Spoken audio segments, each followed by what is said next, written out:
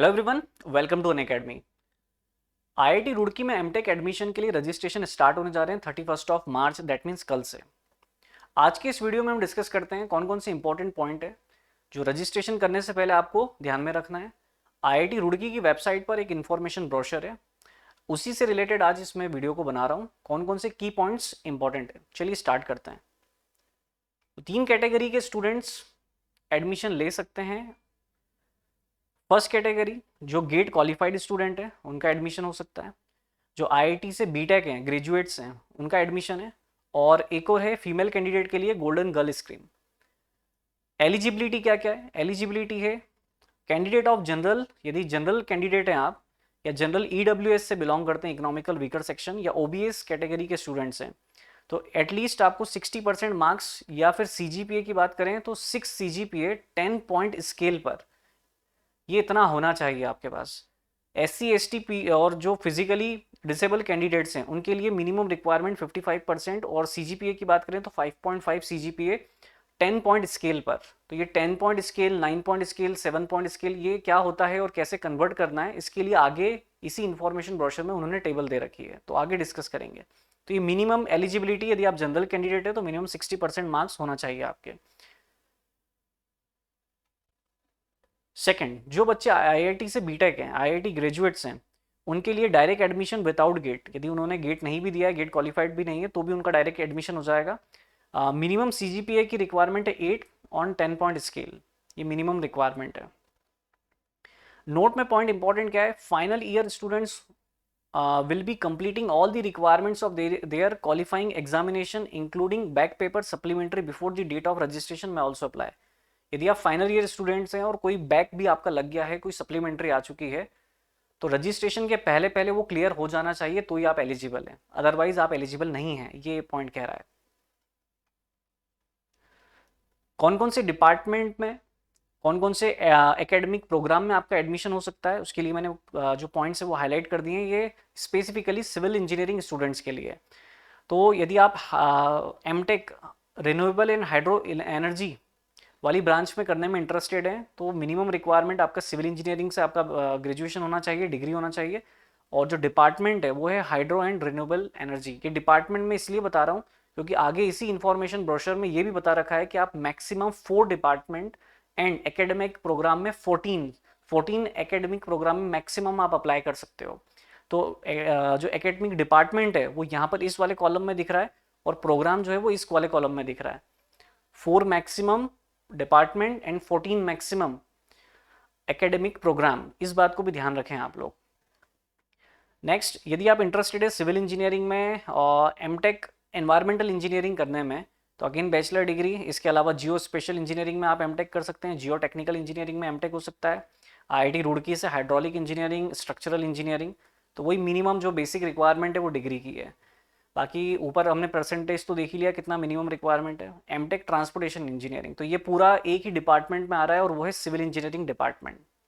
ये सभी ब्रांचेस एक ही डिपार्टमेंट में आ रही है। इसके अलावा यदि हम अर्थक्वेक इंजीनियरिंग डिपार्टमेंट की बात करें तो इसमें 3 ब्रांचेस निकल करके आती है जिसमें आप एडमिशन ले सकते हो। Soil dynamics, structural dynamics and seismic vulnerability and risk management, इसमें आपका एडमिशन हो सकता है। सिविल इंजीनियर जो है वो एलिजिबल है इन ब्रांचेस के लिए।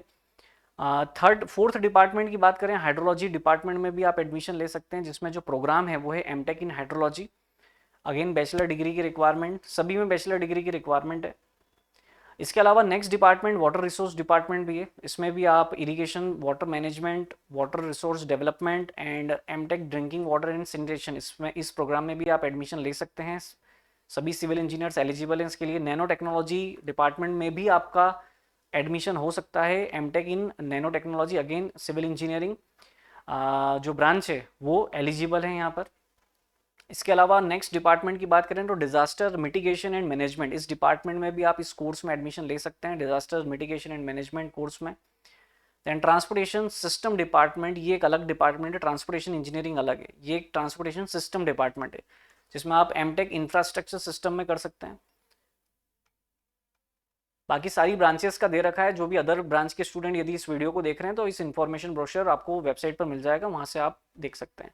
ये टेबल 2 इंपॉर्टेंट है, जो मैं आपको कह रहा था कि 10 पॉइंट स्केल पर आपका सीजीपीए कितना है, तो सीजीपीए को कैसे मार्क्स में कन्वर्ट करना है उसके लिए टेबल दे रखी है। यदि आप 9 पॉइंट स्केल पर सीजीपीए को कन्वर्ट करने में इंटरेस्टेड है मार्क्स में, तो ये इस टेबल के थ्रू कर सकते हैं। इसी तरीके से 8 point, 7 point, other point scale पर आपको कन्वर्जन इन्होंने बता रखा है।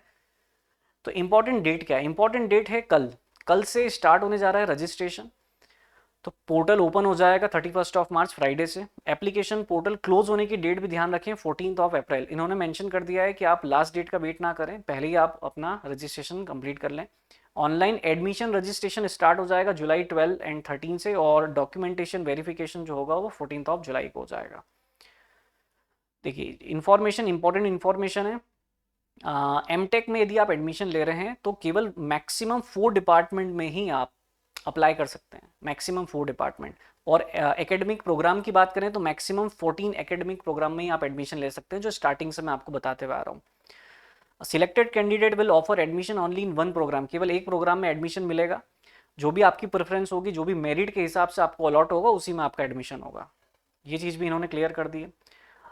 जो भी बच्चे SC ST OBC कैटेगरी के हैं तो उनको जो भी कास्ट सर्टिफिकेट है वो अपलोड करना रहेगा, लेकिन उसके लिए भी इन्होंने डेट बता रखी है। क्या डेट बताई है कि 31 मार्च 2022, मतलब कल से जब रजिस्ट्रेशन स्टार्ट होगा उसके बाद कास्ट सर्टिफिकेट उस डेट से जो इशू होगा गवर्नमेंट एजेंसी द्वारा आपको, वो एक्सेप्टेबल होगा।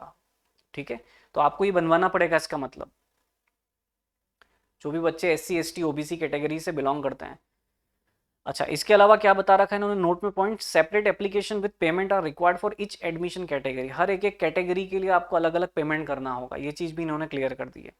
कौन कौन सी स्कैन कॉपी आपको रखना है, मैक्सिमम साइज 5 MB का। तो जब आप रजिस्ट्रेशन करें उसके पहले ये सारी चीज़ें आपके पास PDF या JPG फॉर्म में अवेलेबल होना चाहिए। इन्होंने बता दिया कौन सा PDF और कौन सा JPG फॉर्म में होना चाहिए। तो एप्लीकेंट का फोटो, सिग्नेचर ये JPG फॉर्मेट में होना चाहिए।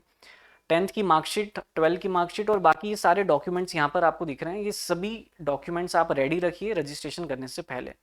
कितना है एप्लीकेशन फीस? यदि आप जनरल कैंडिडेट हैं तो आपके लिए एप्लीकेशन फीस जो है वो 300 है। SC ST कैटेगरी के लिए 150, एंड और दी फीमेल कैंडिडेट्स कोई भी फीस नहीं है, और सब कुछ जो होगा वो ऑनलाइन मोड में ही होगा। जो भी फीस पे होगी वो ऑनलाइन ही होगी। अच्छा, इसमें स्कॉलरशिप के बारे में क्या बता रखा है? स्कॉलरशिप के लिए कौन कौन एलिजिबल है? तो जो भी गेट क्वालिफाइड स्टूडेंट है वो तो एलिजिबल है ही हैं। आगे इन्होंने बता रखा है कि BTech degree holder from any IIT with minimum CGPA 8 on 10 point scale without GATE are also eligible.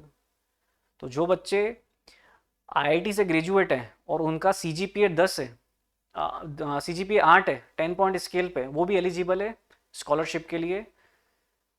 बाकी जो गेट क्वालिफाइड है वो तो एलिजिबल रहते ही हैं स्कॉलरशिप के लिए, है ना। तो सिलेक्शन एंड एडमिशन प्रोसेस को यदि अपन देख लें तो यदि आप गेट क्वालिफाइड स्टूडेंट हैं तो एलिजिबल हैं। IIT ग्रेजुएट में जैसा हमने डिस्कस किया कि CGPA 8 से ज़्यादा होना चाहिए, और गोल्डन गन स्कीम जो है फीमेल के लिए, उसके लिए केवल इंटरव्यू के थ्रू ही सिलेक्शन होगा।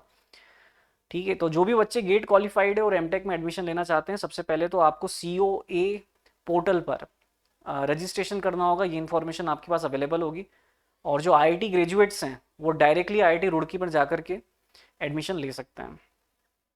आगे इन्होंने एक पॉइंट बता रखा है कि जब आप COAP पोर्टल में रजिस्ट्रेशन कर लें और आपको जब कोई चीज़ अलॉट हो जाए, कोई डिपार्टमेंट, कोई ब्रांच अलॉट हो जाए, तो आगे ये बोल रहे हैं कि who accept and freeze their offer have to make online payment of institute fee within the stipulated date. तो आपको एक डेट बताई जाएगी, उस डेट में आपको, यदि आपने ब्रांच को फ्रीज कर दिया है, आप एक्सेप्ट कर रहे हैं कि जो भी डिपार्टमेंट और ब्रांच मिली है आप एक्सेप्ट कर रहे हैं, तो आपको जो भी एक डेट बताई जाएगी उसमें आपको पेमेंट करना होगा ऑनलाइन। इंपॉर्टेंट पॉइंट था ये भी। अच्छा, आगे इन्होंने बता रखा है कि choice of maximum 14 once given shall not be change. जो 14 कोर्स में आप एनरोलमेंट ले सकते हैं, तो एक तो मेरिट वाइज आपको, आपकी जो प्रेफरेंस है, आपकी प्रेफरेंस वाइज आपको वहाँ पर कैटेगराइज करना है उसको, कि फर्स्ट प्रेफरेंस आपकी क्या है, सेकंड क्या है, और मेरिट के बेसिस पर आपको वो अलॉट होगी। तो मैक्सिमम 14 आपको जो आपको जो प्रेफरेंस डालना है 14 का, वो उसमें कोई चेंजेस पॉसिबल नहीं होगा। ठीक है, ये चीज़ इन्होंने पहले क्लियर कर दी कि उसमें कोई चेंज पॉसिबल नहीं होगा, मतलब आप देख करके समझ करके ही प्रेफरेंस फिल करें। तो इतनी पूरी डिटेल थी। ये जो क्या है, ये एनेक्चर, तो जो भी बच्चे कैटेगरी से बिलोंग करते हैं, अंडरटेकिंग है, कुछ चीज़ अवेलेबल नहीं हो तो ये अंडरटेकिंग फॉर्म आप दे सकते हैं। तो इतनी इंपॉर्टेंट इन्फॉर्मेशन थी इसमें। डेट ज़रूर ध्यान रखें, डेट कब से, कल से स्टार्ट हो रहा है 31 मार्च से, फीस है 300 रुपीज़ जनरल कैंडिडेट के लिए। ये सारे डॉक्यूमेंट्स आपके पास अवेलेबल होना चाहिए रजिस्ट्रेशन करने से पहले, और जो पोर्टल क्लोज होने की डेट है वो 14 अप्रैल है। ये सारी डेट को आप नोट कर लें। इस वीडियो में इतना ही, मिलते हैं नेक्स्ट वीडियो में। Thank you.